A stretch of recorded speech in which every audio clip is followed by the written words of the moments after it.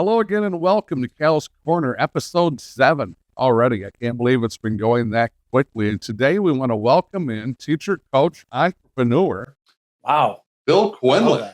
How does that sound? Entrepreneur. That's scary. That word scares me. I can't even spell it, Cal, let alone pronounce it. So I think it's EU or something like that. Yeah, something EU or whatever.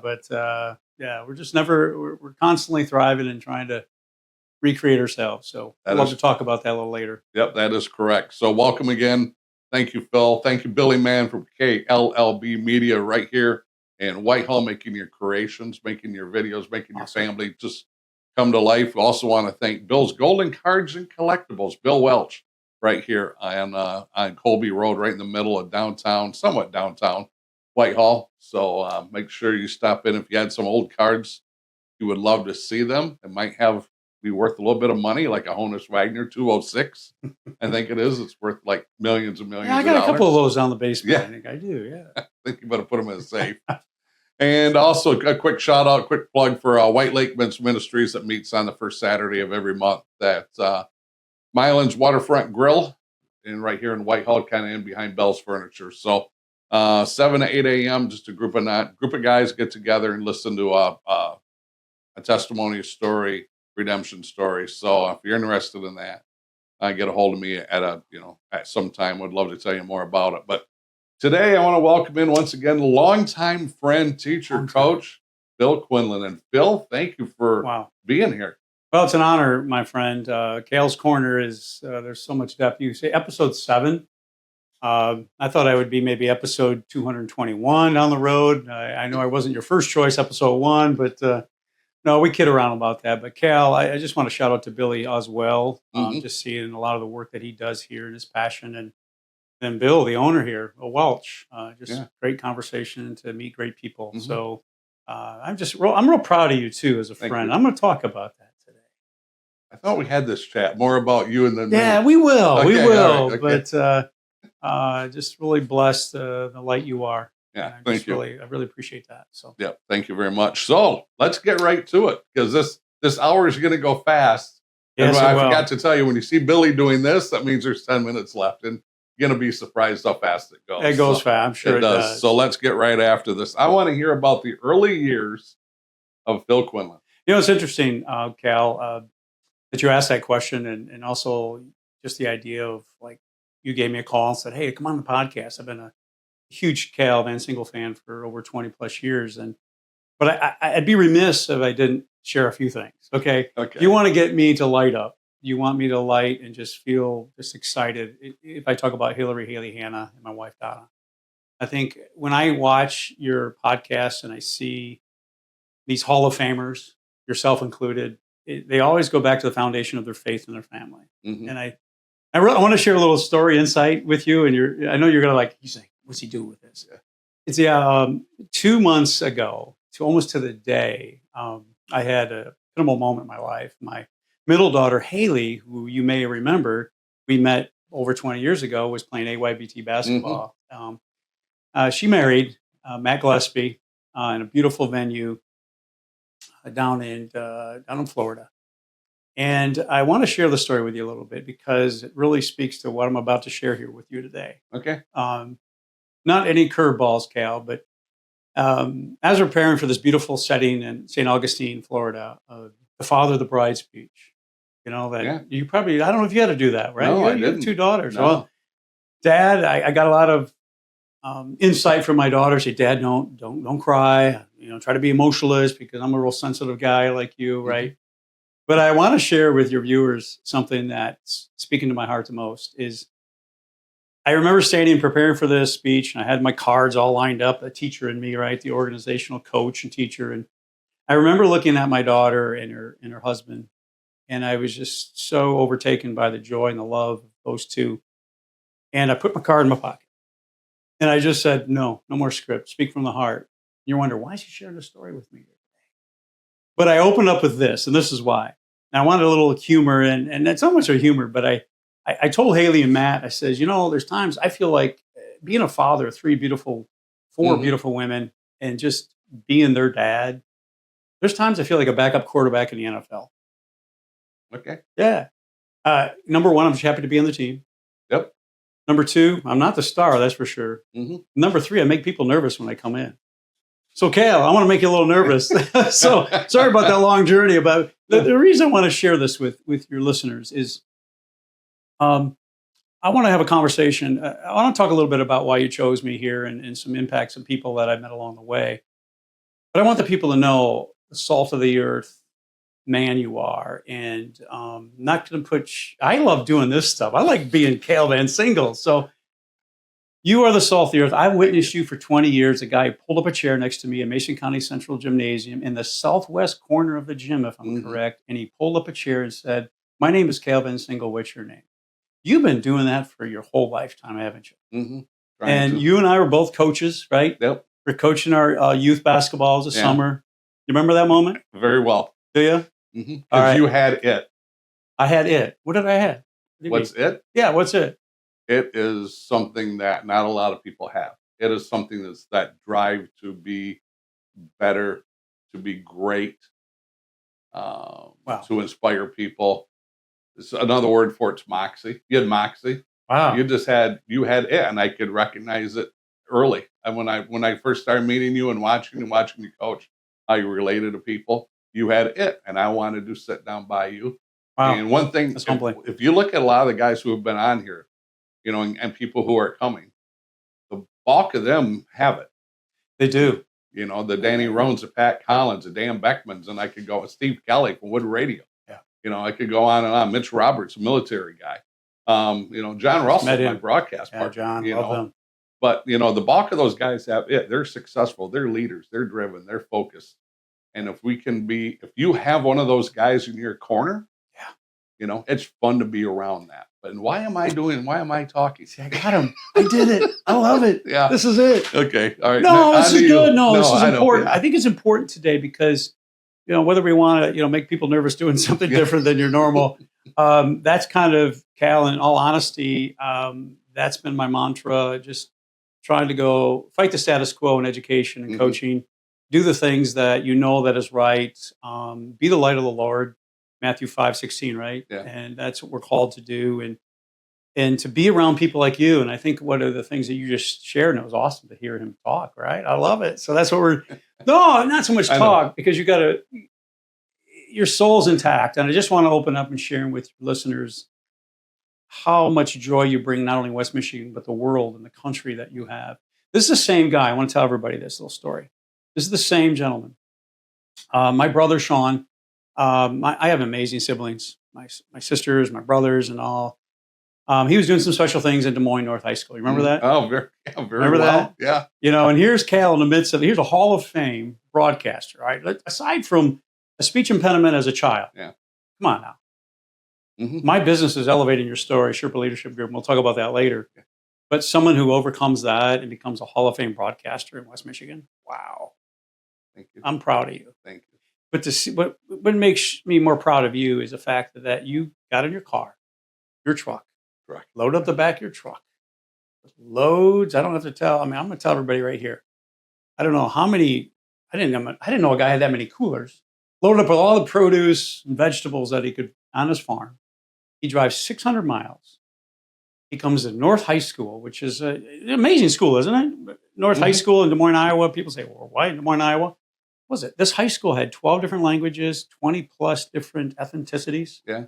And it was, for those who may not know, it's my brother taught or coached. Yeah, I taught coach football there. You came to support him and drove. You not only did you arrive and give the blessing prayer with the players, and I can still have an image, but as the kids got off the bus, as they drove back, it was at Roosevelt High School, Des Moines. I remember this. Yeah. And you proceeded to hand each of them a bag full of produce. And in that bag full of produce, the blessing of God and so much more, it was more than produce you gave them. You gave them, there's some message that I saw the gratitude. I saw someone who's just being the servant of the world. And I know we're not here to talk about you today, but I cannot move on with your interview today with how much, and just, I think all the men who interact with you and whether it's your ministries are so inspired by that. And then he crashes in Des Moines, Iowa, gets up early the next morning, takes off, goes back another 600 miles to do another, I think, production broadcast that evening. Cal Van Single, where do we find men like you? I don't know. There's probably some people that say just picture. I don't know, but no, thank you for the kind words. Well, I think it Very speaks, much. and Yeah. I don't mean to disrupt and your amazing podcast here, but I just want to let you know that I'm inspired by people I meet, books I read, Yeah. and places I go. Yep. And my childhood is like Sandlot. Everybody watch Sandlot? You like Sandlot? Oh my, yeah. That's Phil Quinlan growing up in the 60s and 70s. Hmm. Baseball, I was talking to Bill Welch out there. The love of baseball we have is impeccable. Yeah. And I had this love of history. So growing up as a child in Reed City, Michigan, up till the age of 10, moving to Ludington or Scaville area, a whole nother story there. But just the idea of growing up as a child, we had a beautiful childhood with my siblings, family. And I didn't realize it at the time, Cal. Like I had this love of history and a love of baseball. And the love of history was instilled by my parents, my father specifically, and mom always sharing stories of her grandfather in World War II. But this is really kind of unique. Living in Sandlot, where like we'd play 10, 12 hours and keep score a day, and then we'd reset and play another game all day long. As a child, you learn the lessons of life on the playing fields of Eden. You know, there's a quote that my father shared with me. The lessons of life were learned on the playing fields. I want to come back to that. Remind me, if you will, Okay. the lessons of life on those playing fields and how it impacted a moment of a phone call I received from my military brother. So if you hold that, I think I know the call, but yeah, okay. yeah, Yep. and I want to come back to that because that beautiful experience there. So, I mean, I grew up like Mark Twain said, we were poor and we didn't know it, but it wasn't so much that we were rich with love experiences. My family and my parents were great risk takers. And so my sister, my brother, and I, we'd model our lives, I think, after what we see, because it's not what you say, it's what you see in your actions, right? But growing up as a child, playing baseball all day long, and what was really unique as a young child at 5, 6, 7, 8 years old, my father would come home from a job. I know he wasn't happy and discontent with it. Kind of a white collar job that he was a plant manager. Really didn't love it, and my dad would transform into this other guy. And on Friday nights, or excuse me, it was like he'd get out of work Friday night. We drive in our old 63, what is a sedan, the old ones that had the seats facing backwards. Oh, remember yeah, those? Yeah. Ambassadors or whatever. Yeah, like a big old wagon. Yeah, we'd sleep all night, wake up. And I'd wake up in the 60s and this is like 6, 7 years old, smell of gunpowder. And everybody would reenact. My dad would transform into this reenactor of the Civil War. It was a centennial of the Civil War. And to see the richness of like history coming alive for me as a child, I just thought everybody did that. You know, and we would wake up in Gettysburg, Sharpsburg, Antietam, Burnside's Bridge, all these Civil War battlefields. My dad was a reenactor, and my mom, my sister, my brother was a drummer boy. So I just thought that was a really unique experience to grow up with an enriched blend of history and appreciation of history. And maybe that led me to becoming a teacher as a child. But I had a beautiful childhood growing up. You know, we all have some form of trauma in our lives as well, right? Correct. Yeah. But one thing that, you know, when I tell, I'm real humbled by it, but you always, I don't know, those words you used earlier, I don't know if you're talking to the right guy, but I am. education wasn't something that came easy to me, but curiosity did. And I was very curious. And I did not succeed in school. I thought like your GPA was something you got on the golf score, the lowest score wins.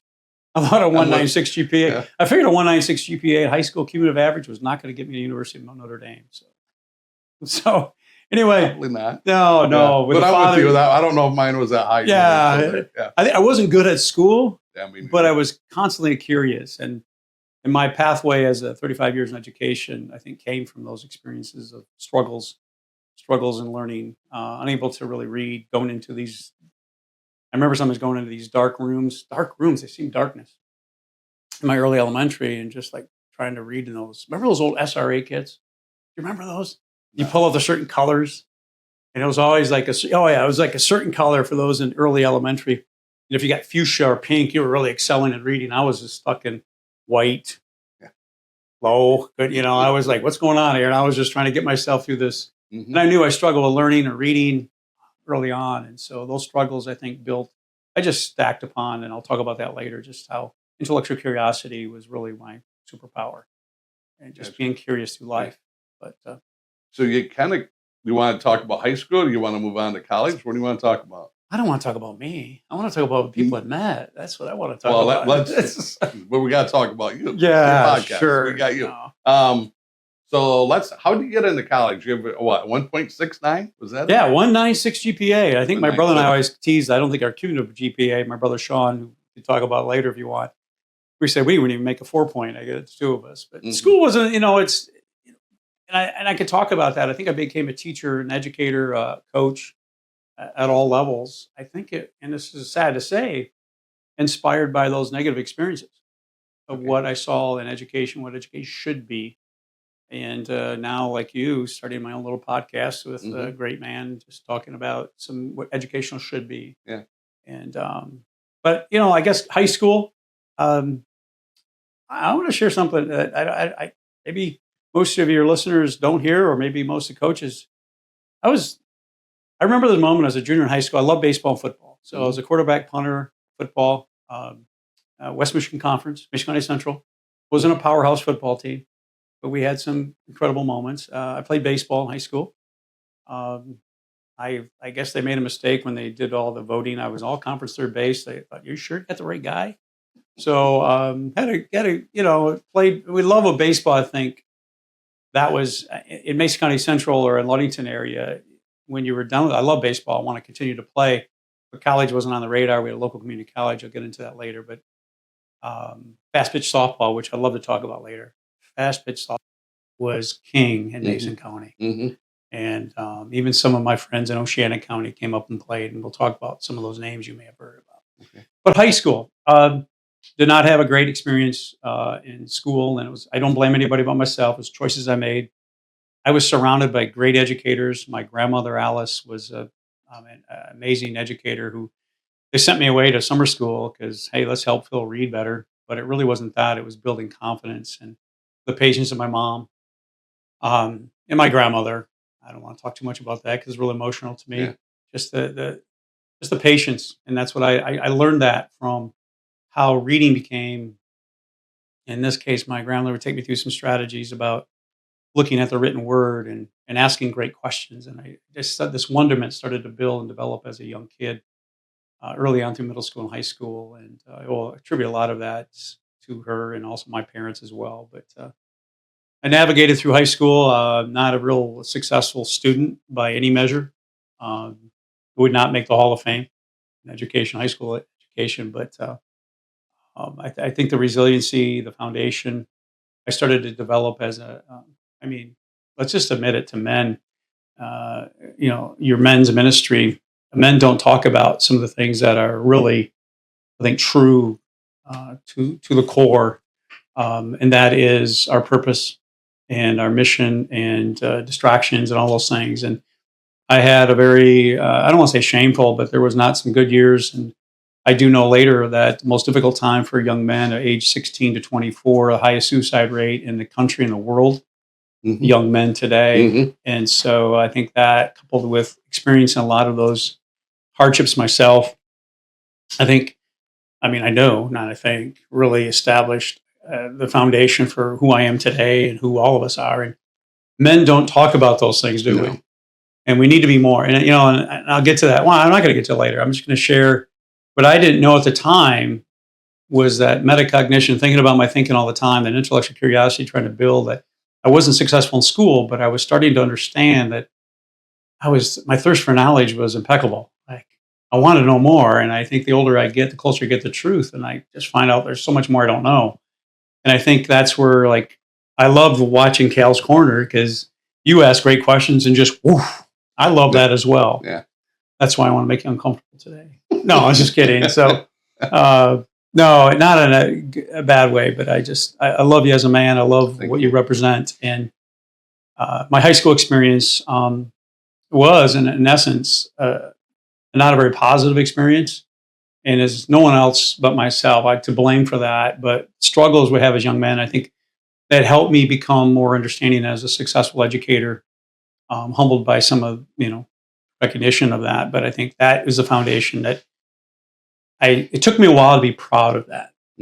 And I really want to tell all men and remind all men, your superpower isn't all so much masculinity and your ego and your superpower is your ability to be humble. Humility is the foundation of excellence, right? Mm. To be vulnerable, not to the point where, vulnerable in the sense where be true to yourself, to be self-reflective. And number three, to build empathy. I think those three-legged stool can build a sense of really what we as men and we as human beings are. When you reach that point, I think you're at not so much nirvana, but I think you're at the alignment of who you are and trying to find that. And I speak this kind of language when I speak to young men, and even in my work the last few years, coaching some of the being an academic coach for some high-end athletes. I'd like to talk about that later, but just really want to lay that foundation and that developing through high school. And I didn't get into education the traditional way, Cal. That's what I want. Yeah. Yeah. Take us down that road. No, I was a certified police officer for a full year. I went to Michigan, graduate Mason County Central, 79, lost, had no idea. Even with all the foundations of great educators around me, I had no clue. Everybody on the outside is going to universities and colleges and has got their whole pathway laid out. And Phil Quinlan sitting back at Scottsville, Michigan, sinking deeper and deeper into depression and just anxiety and heightened anxiety, and really had to do some soul searching early on. But I like to say, and I'm publicly going to say this until I met this woman, 1981 in a West Shore Community College library, things changed around real quickly. That's my wife. But things became, my faith starting to build a foundation of, when you're lost at your deepest, God has always been there. Once again, Matthew 5:16 is being the light of the world. That light of the world is found within all of us. And when you find that within yourself, I listen to your coaches that you have on here, these Hall of Fame guys, such as yourself, they found the light of Christ in them. And that's the alignment, I think, in your ministry. I see that. And that's where I'm drawn to being around great men and men of Christ. And that foundation began at that lowest moment of my life. And I didn't get to, it took me a long time. Community colleges are 2 years, right, Cal? Well, my broadcast partner was 4 years. I heard him. Yeah. I heard he you, John. majored in Pac-Man. Yeah. Yeah. So no one told me that. I thought it was a 4-year institution. Yeah. So it took me 4 years to. Yeah. No, I got two under associate degrees, one in criminal justice, police certification. My father flew me out to Vegas to. This is where the evolution, the light of the world, I started to see the confidence. And, we all have ego, and some of these great coaches they know how to synchronize that ego with humility. And this is what I love about watching the men you pull on. When the ego is a good thing, we need to feed that. And that's called confidence and self-worth. And that's where it started to begin for me. Even though I failed miserably, I like to say my success is based on the foundation of failure. Listen to all the great men you have on your podcast. They're talking about it, and they want to instill that message to the youth today. So I go out to Vegas, flying out there, and later I find out, a few months later, 22,000 men applying for 75 jobs to be a police officer. Las Vegas, Nevada. So who would have thought it, right? God said, Phil, I'm going to take you out there, but that's not where I'm going to plant you. And I went through an amazing experience. And I failed in school miserably. Give me a multiple choice test. I just see too many variables. Gotcha. I was nervous. That was the hardest thing I ever did. Barely passed with a 72. Get a 70. Go to the electronic, you Scantroners. I'm in this huge arena with 22,000 men for 75 police jobs. In the early 80s, there's no jobs. I tried all the police officer positions in Michigan. I'd drive down, take state police exams. I'd score maybe in the 80s. 82 is my highest one. Finding they're hiring people lower scores, and it just was very frustrating. So I went out there and made each state, and I was with my other brother. And all of a sudden, I started to build this confidence. And then the physical fitness test, I went in there and I made the finals because they'd kick you home. I flew all the way to Vegas. You failed the Scantron. What was I going to do, Cal, when I came home and say, I failed the multiple choice test? I came home, Dad, thanks, but no thanks. That pressure, but that I was able to perform and just barely make it. And then go through the best thing I ever had in my life is when I stood in front of a panel of police officers from Las Vegas. There were 7 of them. And they were working me over like I was at boot camp. And I had a foundation of my family, my parents, my father, my siblings. None of you guys are intimidating me. because that was resiliency I was building. And anyway, passing that with flying colors and say, congratulations, you made the finals. You're going to become a police officer in Las Vegas, Nevada. What would have happened if I did? I don't know. But I get home, and 2 weeks later, I get a postcard that says you've been disqualified because you had 3 speeding tickets in a 6-month period. So what a blessing that was, eh? But, you never know. And the reason that story, I think, is significant enough to share is we never know the pathway we're taking. And so when I talk to young men and young ladies and as an educator, having a sense of purpose is more important than a pathway. Mm-hmm.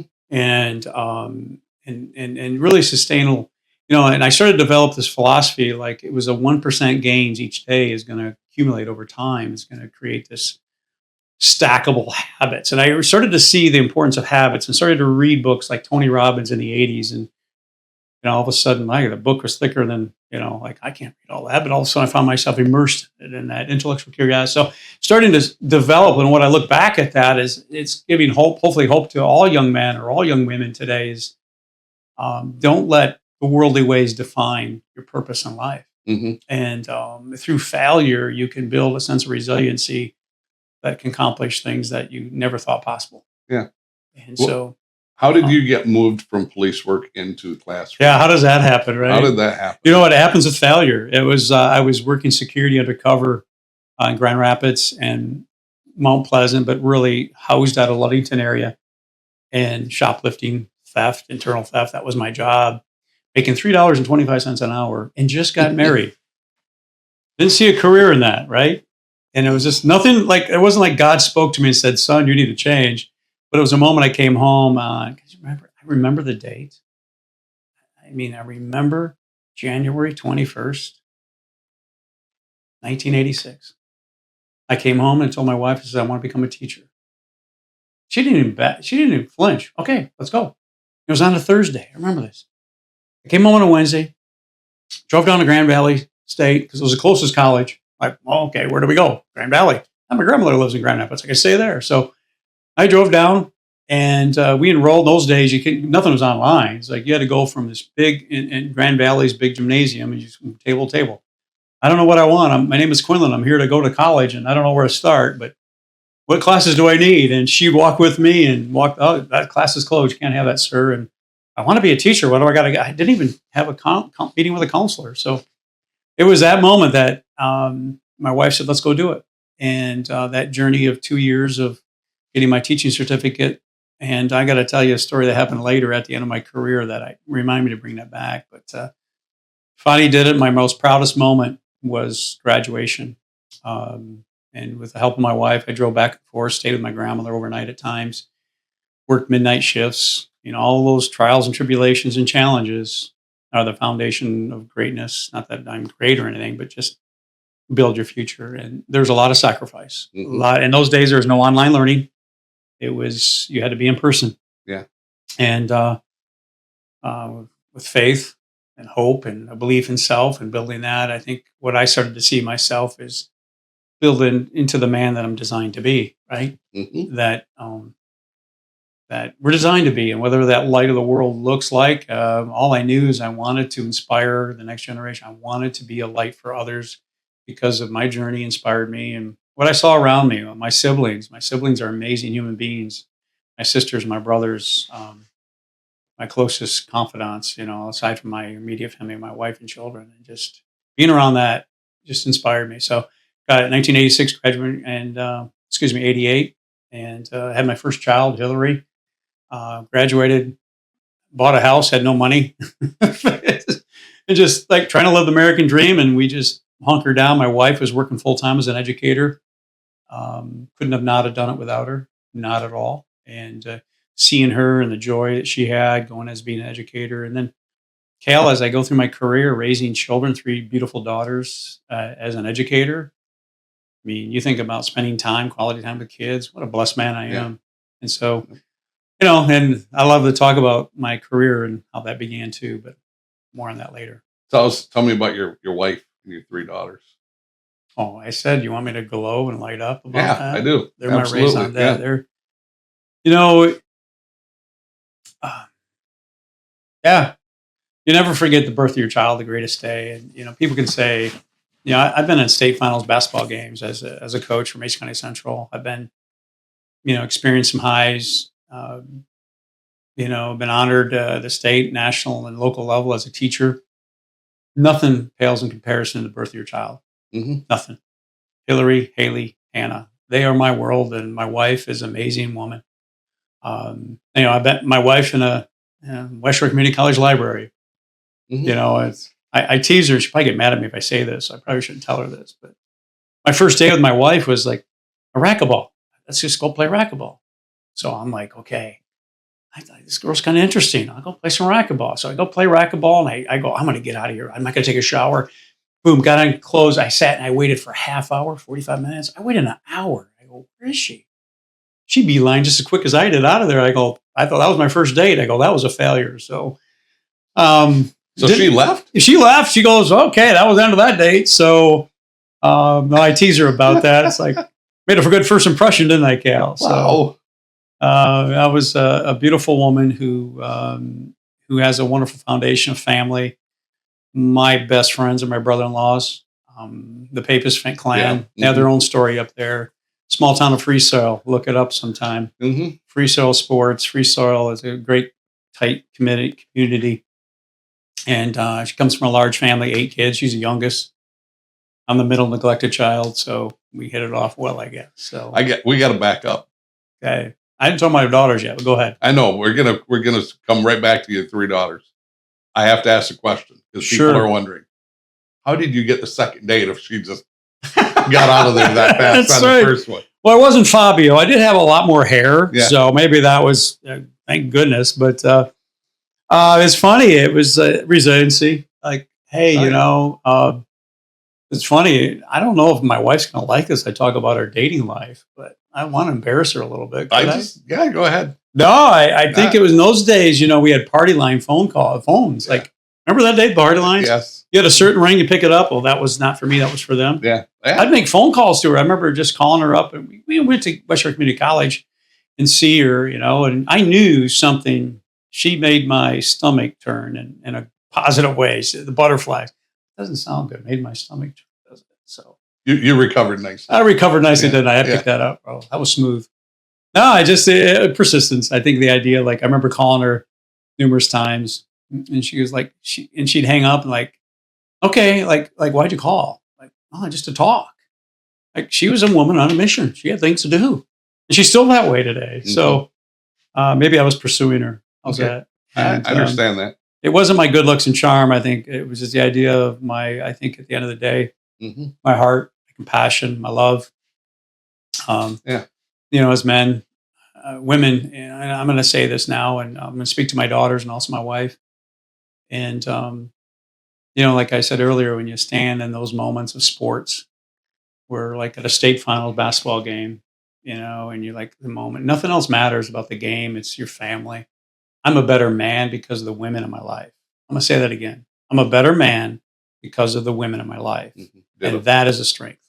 Ditto, right here. Isn't it true? Absolutely. Come on, man. Yeah. Fess up. Yep, absolutely. I mean, from my mother to my grandmother, my sisters. I have some amazing sisters. And my 3 daughters, man. Yeah. So 3 daughters. 3 daughters. There we go. Take it away.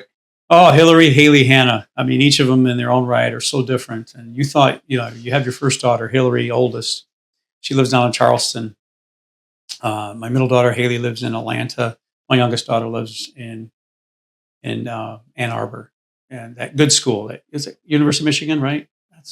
Is that the University of Dearborn, isn't it? No, that's good. Okay, there we go. Yeah. Well, I'm a true Notre Dame fan. We'll talk about that later. But we do everything together. Even now, when your children and 30 years old want to hang out, mom and dad, it's a blessing. It's like we have our moments in which we life is measured by these unique moments. And so we're really, Carpe Diem used to be my tagline. Seize the day. Seize the day. And it was because I couldn't, as a young father, wanted to capitalize in that moment. I was always consciously, I was always thinking about how could I be more present. At the same time, trying to pursue a coaching career and a teaching career. My daughters taught me that real quickly. My wife was the foundation of all that. The joy they bring in their life. I light up every day when I hear, may sound corny. Guys don't talk like this, but when I hear daddy or I hear dad from afar, like, you ever stand like, is that my daughter?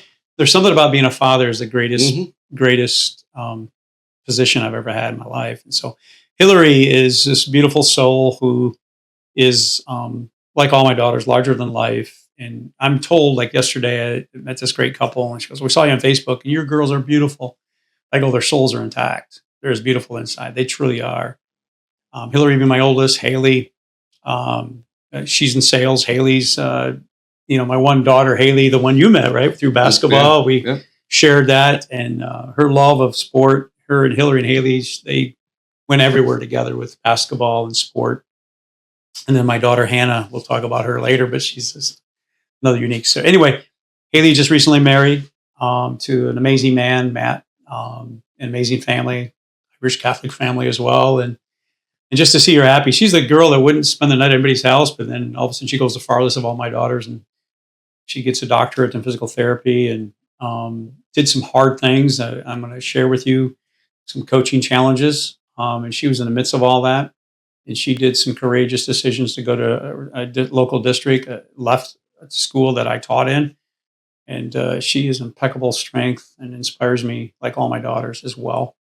Moves the farthest away and seeks her world. So I could talk for each of them for an hour apiece. So yeah. And Hannah and I work. I mean, Hannah's this beautiful little girl that I used to have a studio. That's why, Billy, your work here, I love this stuff because I'm a geek. It's like I used to have this in the back of my classroom, and Hannah was on my Spartan News, a little fifth grader.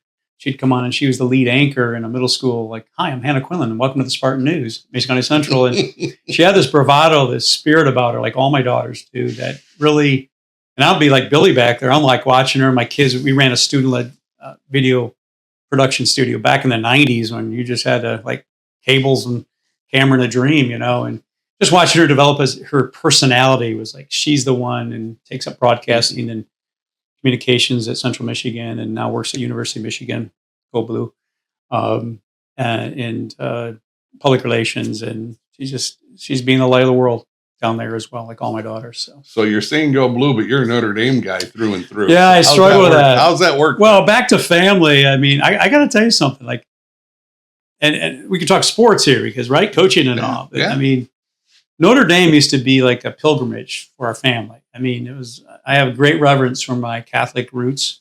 Mm-hmm. And when the first thing we do, we enter Notre Dame, we used to take our family down there, and we go to the grotto, light a candle for Grandma Papis or my grandmother, light a candle in solemn moment. Here you are on game day, going into a real solemn quiet. Go sit in the cathedral for a while, and then walk around campus and go Irish.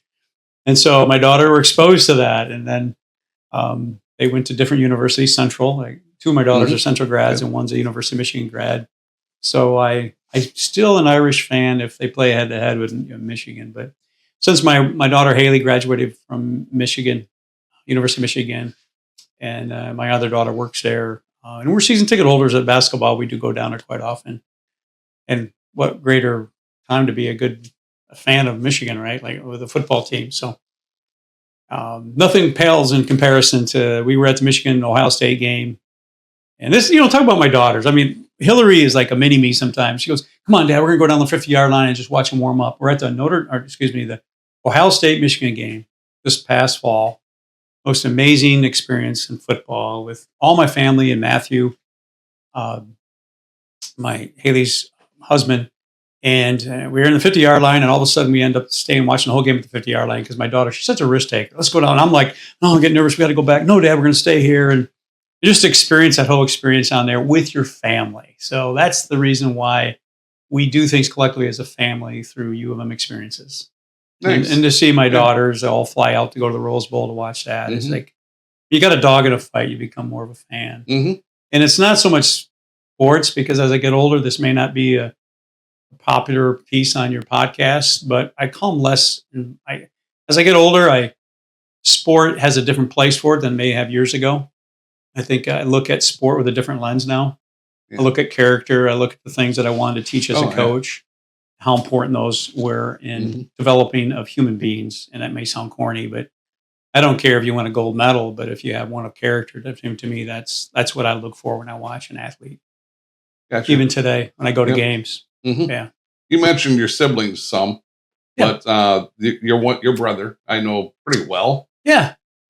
He's also got a very impeccable military career as Yes, a he does. Marine. So highlight Sean here for a second. Well, here you go, brother. My brother Sean was spoke at your 10th anniversary of Grant Ministries. Yeah. And you had Knocked him it out of the park. knocked it out. He Yeah. did. And, I remember that Sean speaks as a motivational speaker, and he, at the same time, he, he was a Marine, military lieutenant colonel for 27 years in Marine Corps. But he, like me, he went a pathway different. He Hmm. didn't tell everybody. He just said, "Hey, I'm gonna join the Marine Corps." Didn't tell anybody. All of a sudden, he's off to, and this is my best friend. I mean, this is aside from my wife. He suddenly is just like join the Marine Corps, and so he has an impeccable career. And him and I would partner. As I was an educator, and him leading men.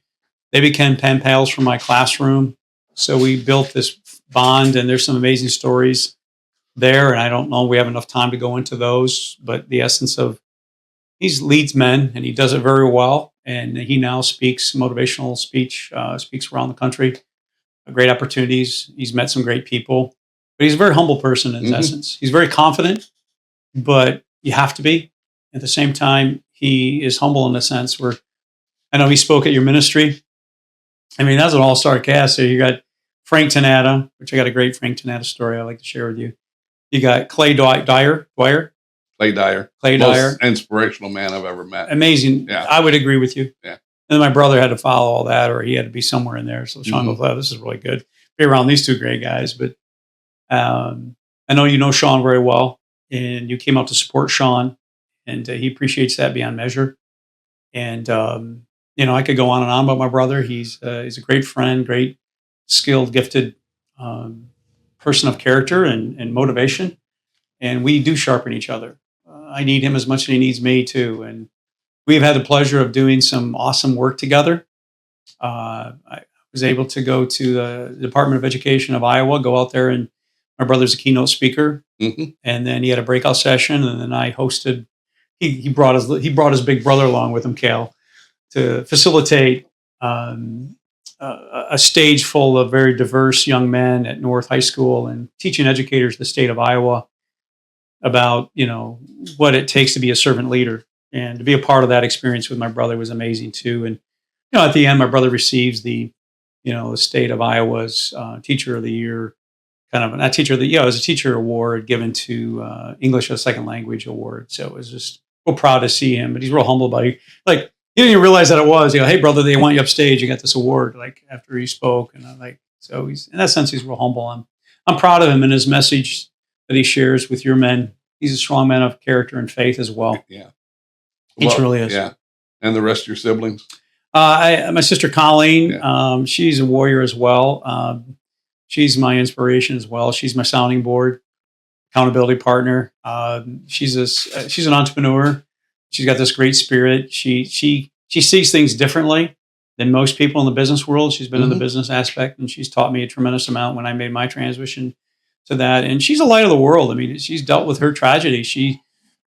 My sister Colleen is an inspiration. She's having an Inspire event for women on the 8th of August. If you're interested, send your wives up there. It's amazing. Up in Ludington, look it up, Inspired event. And we're women. She's a gatherer of great minds and women events to give them a voice. And this is a woman of faith who tragically lost her husband after 5 months marriage to a tragic heart attack, a good friend of mine. And she's overcome and rised and through the spirit. And that's another story, but just to witness her dealing with that trauma was inspiring beyond measure. So I think the best comes out of people in the worst of times, their valleys. And when I saw my sister do that, and I have another sister, Sheila, who lives out in Denmark. She works at a Transformative school. She is a beautiful soul. She's theatrical. She's the one I think where Sean and her are alike too, where she's always in the best plays, and she is still a gifted, beautiful human being. And I love her and her husband, Kent, and they live out in the northern tip of Denmark, and she lives a beautiful life. I'm so proud of her, and I miss her dearly. When she left in the 80s, and she came home and said, "Hey, I want to go to Ireland." My dad said, "Okay, I'll send you there for about 6 months," and she never came home. She married a man and stayed in Ireland and went over to Denmark, and she made her footprint on the world in Europe. So, and then I have another brother served in the military. Two brothers, one passed away in 40. He served in the Air Force. Michael Patrick, another brother, Pete, who was in the Air Force as well. So I have a beautiful family, 6 of us. And to speak to that, I think maybe to wrap up the family dynamics, our parents were divorced early on in the 70s, at a moment where, added to the challenging times growing up. And it wasn't any fault of anyone, but it was a beautiful thing, because what happens in those kind of families, you really ironically get closer. And with your, and my father and my mother are still alive, 88 and 87 respectfully, and beautiful lives, beautiful people in their lives as well. And but my family, in the 70s, are times if your parents got divorced, kids in the neighborhood say you can't play with the Quinlans because you were branded that scarlet letter of the D for divorce. And so you had to overcome a little bit of that, and it was tough for us as a family, but we were close as a family. I got one more question about Sean, and then we're going to go into your new career. Oh, we're going to back up with Sean, because you wanted to circle back to this, in this essence, the phone call. Yeah. And we did a lot together as far as his Delta company was. He did 3 tours in Iraq in the I think 04 through, it turns 27 years from, I don't know what year it was, 87, 86 to whatever. My brother was deployed. We were partners meaning pen pals. I want to talk about this story about tragedy and ugliness of war. There's a bond you create. There's something about the military, and I've been blessed to be flown out to Marine Corps boot camp, MCRD in San Diego as an educator. My brother got me connected to educator boot camp, where educators would live out there for a week. And they take you all aspects about building Marines. And really, it was a leadership. It was like the best thing as an educator that really elevated my game, is understanding leadership and how to teach that within your students. So we were really, involved in his career. I was, and go to his deployments and such. And so in one of his deployments, Rawa was sitting along the Euphrates River. Here my brother would, the same river, the early biblical time. I think about that too. And he's very spiritual in a sense. I'm walking the same river that Abraham walked as well. And so he's able to have a lens where he can see that as well, leading men in through the ugliness of war and losing men. And so, I'm going to circle back to a time that I think it really became real to me. I had my students were pen pals, and we were sending Christmas packages to their men.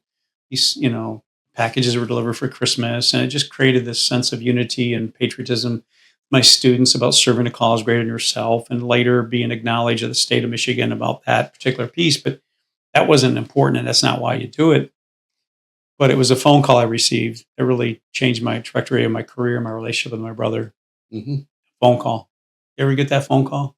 No, I have not a phone call like that. Yeah, no. Many people. Sometimes a phone call could be of a tragedy, and could be of enlightenment. It could be calm, but great news. Yeah. This is a phone call 12,000 miles right on the other side of the earth. I may get my math wrong. 8,000 miles on the other side of the earth along the Euphrates River. I get a phone call from my brother at lunch hour at Mason Central. I look at my phone, unknown number. Normally, just the old flip phone. Remember those? Yeah.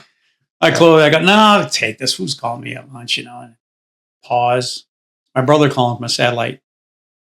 And the reality of war and reality of losing men and honoring veterans took a turn for me at that point. And I like to talk about sports and veterans if I could. Yeah. If Billy doesn't start waving his hands like, Phil, your time's up. I don't know. We'll see. Okay. Yeah. We got about 10 minutes. So. Oh, gosh. It's going too fast. I know. Right? I just receiving a phone call from him, losing men, hold them in his arms and seeing the life leave their eyes is pretty traumatic. And that bond that we built at that moment really solidified my commitment to be a voice for Marines. I'd never served in the military, but my love and admiration and respect I have for military changed at that moment and impact. And I was honored. I remember there was an honor here in Grant. You attended a luncheon, right? Remember that? Remember years ago, the regional VFW honored me with a little luncheon, and I was given an award. And you don't remember, you were there as well. And I remember, and this is what I want to share. It wasn't about the award. And then I had to go to a state conference and talk on behalf of being the teacher of the year and honoring veterans. And it wasn't so much that honor, but what it was what a veteran came up to me just prior to taking the stage, talking down in Kalamazoo. And he said, "Remember, son, your work has just begun." I never forgot that. Really? Yeah. And he said to me, and this is a beautiful thing. Our veterans are, we don't have enough time, Billy's telling me, to talk about veterans and my love for the military. And I never forgot that moment, those beautiful moments that are etched in the minds of our experiences in life. And I have an moral obligation to elevate the story of our veterans. Mm-hmm. So. Gotcha. Okay. What are you doing now? You have a new career. You're on a new journey, new venture. I want to. There's a couple things that, as I build up to that, I really want to tell about my 35 years in education, building up to this new venture I'm in now. Okay. If I could. I just want to do a shout out to some people in West Michigan that really were the foundation of that confidence evolving. I had 2 Hall of Fame friends at Shelby Public Schools for my first 7 years of my education before I went back to Mason County Central that impacted my life in a coaching and teaching aspect. I never forgot them. And I want to mention them if I can. Yeah, go ahead. Because it really has the foundation of where my business venture I'm in now. Yeah. Brian Wright, Hall of Fame baseball coach. Mm-hmm. And just so proud of him as a good friend. He's the first person I encountered in the parking lot at Thomas Reed Elementary, introduced himself and taught me the aspect of coaching. I was his JV baseball coach for just a year or two. But the insurmountable foundation he gave me, even coaching basketball, what it meant to teach the game. Brian's the foundation. He really inspired me about, this is a 1, this is a 2, this is 3. All the way to started in middle school coaching. Where do I go to finally coaching in a state final game, being assistant coach of the varsity team in JV, leading them to the state Final Four 2 years in a row. I brought Brian Wright with me. It was you never forget those foundational people. Mm-hmm. Right. And Rick Zulik. Yeah, good man. Rick Zulik, good man as well. I was under his program at Shelby, go to all the varsity games, and I was wearing the purple. I still bleed a little purple with my Shelby friends. And Rick gave me great advice too. I'd never forget one of the things I took from Rick was nobody will truly understand you as a leader, not even your wife, your family, even your assistant coaches, than you do. Your mission is to clarify that as simply as you possibly can. And it's so true. I've had my brother-in-law as assistant coach. I've had coaching experiences where even my family was upset with me because I didn't play my daughter enough, or my wife wouldn't talk to me. Even the dog wouldn't go and talk to me. But nobody truly understands your mission, and your job is to articulate that as clearly as possible. And that got me into being a better coach and a teacher. Those are foundational people I want to mention in my experience of that. Yeah. So, and then, I know you didn't. I'm not a Hall of Fame coach, but I had some coaching experiences. And as a coach, that really kind of, I think at the end of essence, I brought my teaching into coaching. And I think I brought that into my business as well. And I want to speak to that a little bit if that's what you want, because you got Billy flashing back there in a few minutes. Okay. No, I started a business 18 months ago or so called Sherpa Leadership Group. And all the foundation of my coaching and teaching experience and being around great men, such as yourself and those people I mentioned, and it's too many to mention. I really saw a foundation as I worked with my latter part of my career with USA hockey kids who went on to get drafted by NHL, this need and desire for them to still be coached in a social emotional component of to me, my business was based on the foundation of those experiences and just daily habits that you create change in your life. And so I have I guess you call it a marketing agency, Cal, that I elevate people's story as a Sherpa, as a guide. I always see myself as a guide, as a teacher, not the oracle of truth and teaching this is the answer. Walk alongside my clients, just like I did my players and my students, and to ask good questions to get the responses they're desiring. So I use that in my coaching and my business now. Okay. And I create content, video photography, video production, social media management, strategic planning. My daughter Hannah develops a lot of content as well. She's an amazing rock star and website design. And I have the Sherpa leadership model that is based on teaching and coaching. And I just found a niche for it in business world here in West Michigan. So I am proud of that. I love it. It allows me to continue to be the light of the world, and to, Matthew 5:16, and to, Ephesians 6:10-18. It's the guy I couldn't read, right? But those two passages are the foundation of what I want Sherpa to be, that, we have to armor up. Wear the armor of God and everywhere we go, and to give people hope, faith, and love. Mm-hmm. I mean, and that's a big part of who I am. And I want that as who I was as a teacher, as a coach, and even as a small business owner as well. Okay. So 20 plus years ago, yeah, I pulled a chair up beside you in a gym, and you've been a blessing to me. And while yes, I've been blessed to go in the Muskegon Area Hall of Fame. Yep. So proud of you. Thank you. You may not be in that Hall of Fame, but you're a Hall of Fame man. Wow. And that's more important. That's more important. I tell young dads, the most important job you will ever have to do in your life is to be a dad. Said that to your son-in-law this summer, Brandon Bringer. Shout out to Brandon. Just how important it is to be that father. And thank you, my friend. I just,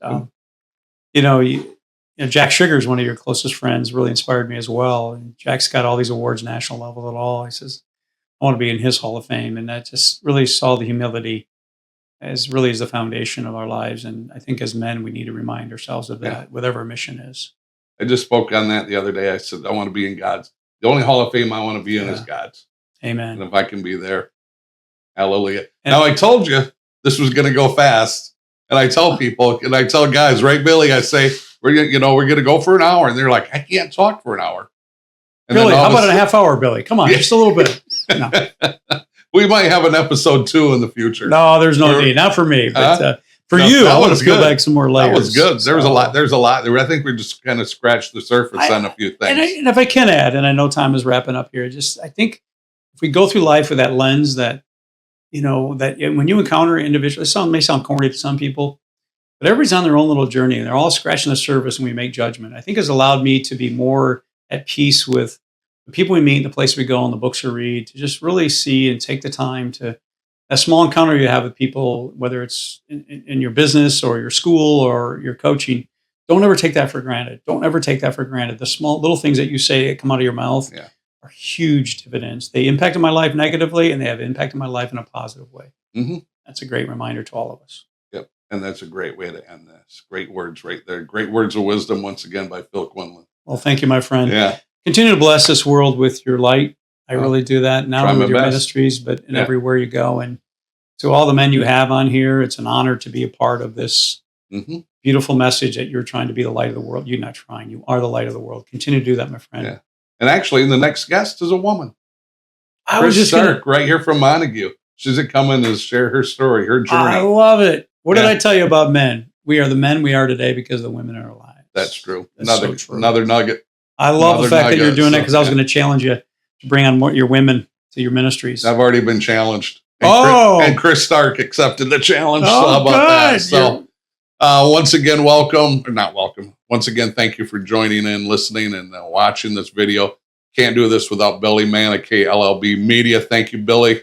You're just a blessing to so many. Bill Welch here at Bill's Golden Cards and Collectible right here in Whitehall.